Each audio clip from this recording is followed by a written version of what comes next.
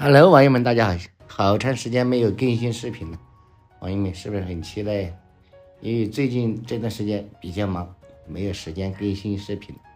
今天带网友们来看一下这家全屋双眼皮吊顶。这里是一个阳台，这个阳台做的一个平顶，这里是客厅，客厅边吊加双眼皮。餐厅也是一样的，过道做了2根线性灯。到墙的，卧室全部是双眼皮的边吊啊。这个卧室也是一样的，过来这个是主卧室，也是双眼皮边吊吊顶。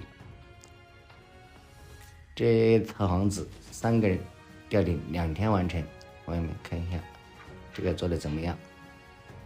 好了，网友们，这期视频就到这里了，我们下期再见，记得点赞、关注加评论呢，拜拜。